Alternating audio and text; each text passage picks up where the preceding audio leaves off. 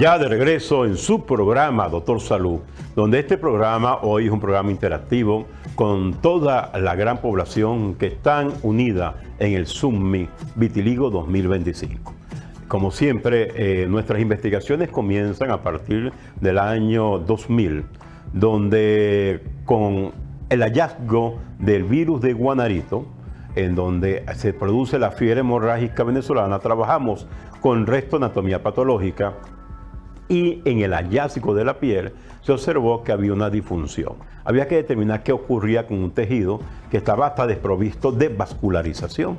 Entonces, cuando empezamos a hacer los estudios, resulta que cuando vemos los casos, porque no eran todos, estábamos evidenciando qué daño me produce la fiebre hemorrágica. Hay que mencionar a la doctora Nuris Mansiones, una gran científica de Venezuela, y nos percatamos que no era generado esos elementos comunes por la fiebre hemorrágica, sino que esos pacientes en vida tenían vitiligo.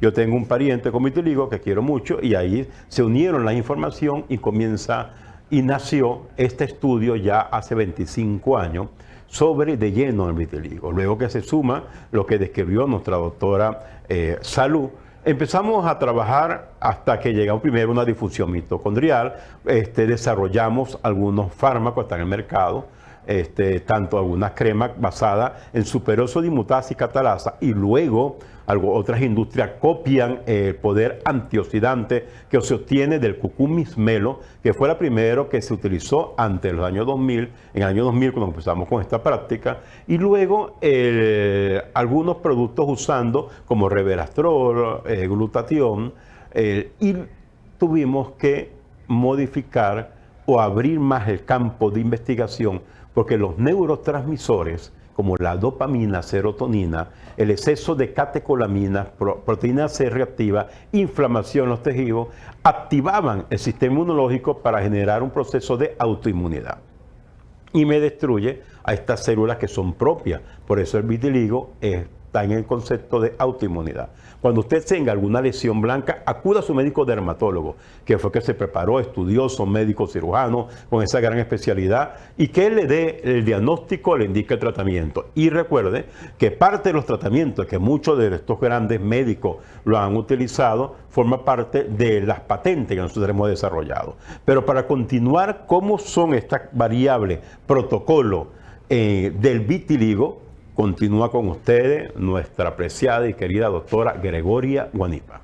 Bueno, continuando con lo que el doctor acaba de mencionar, que nos enfocamos en la psiconeuroinmunología, una de las evidencias que tuvimos con los pacientes para evidenciar de que si hay un componente psicológico que tenemos que tratar, hicimos un camuflaje durante 4 semanas, un camuflaje cosmético al paciente con vitiligo, y una vez que el paciente hizo ese camuflaje y se le hizo una terapia psicológica al paciente, logramos ver que el paciente bajó el nivel de estrés, se relajó porque ya no se exponía al público las lesiones que tenía, y en 4 semanas vimos una excelente evolución del paciente. Fíjense que, ¿qué nos indica eso? Que a través del eje hipotálamo, hipófisis endocrino, nosotros vamos a ver que el estrés externo, el estrés psicológico va a afectar y me va a causar entonces la producción de unos neuropéptidos, aumento de las catecolaminas, cortisol, y todo eso me va a afectar directamente la piel. Y al lesionar directamente la piel, porque recuerde que el melanocito es una célula dendrítica, es una célula de la cual ella me va a responder como una célula nerviosa.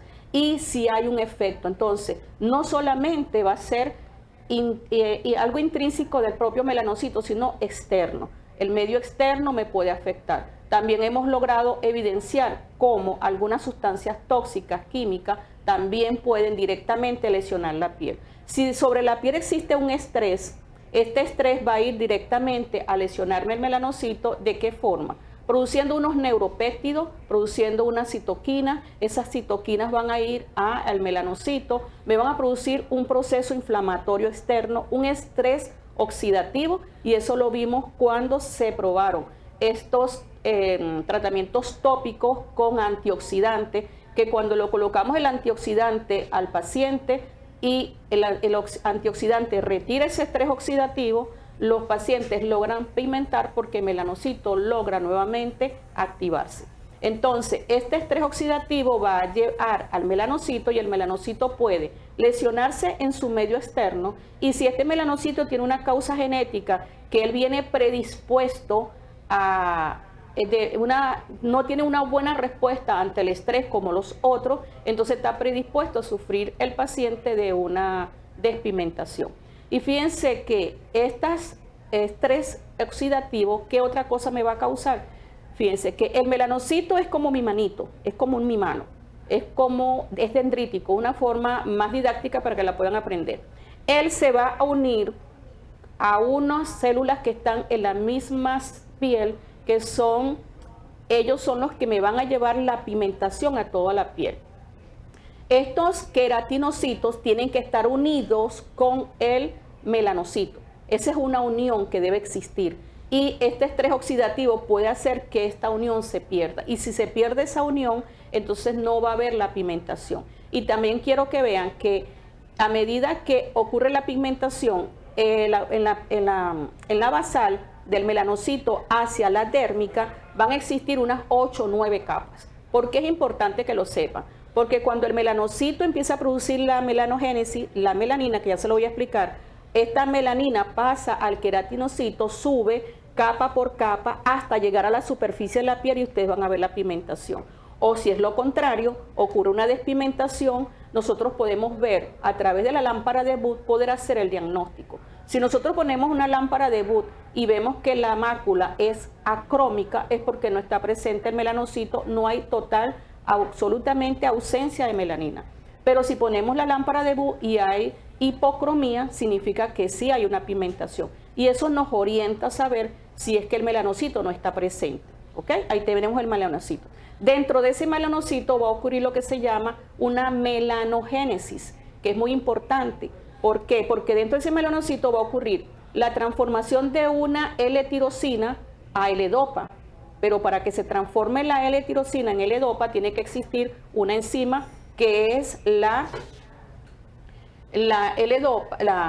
tirosina, que ella tiene que tener presencia, fíjense, de cobre. Tiene que haber presencia de magnesio, de hierro. Y si el paciente tiene una ausencia o una disminución de estos oligoelementos, puede entonces el paciente no hacer la formación correcta de la melanogénesis o disminución de la melanogénesis, y por lo tanto va a tener una despigmentación. Por eso es que es tan importante nosotros determinar cuál es la causa exacta para nosotros poder determinar. Y cuando usamos, por ejemplo, que ya se las vamos a explicar, la vitiortomolecular, nosotros tenemos que diferenciar qué paciente, qué deficiencia tiene para poder hacer un protocolo individualizado. Una vez que ocurre esa diferenciación de L-tirosina, L-dopa y de L-dopa a L-dopa, va a pasar entonces a la melanina, y de la melanina es donde el melanocito va a llevarlo al exterior. Todo ese proceso puede estar interferido por sistema inmunológico, por estrés oxidativo, por una inflamación, y muchas veces si hay un proceso inmunológico, el cuerpo le puede determinar que el melanocito es algo extraño y lo puede destruir.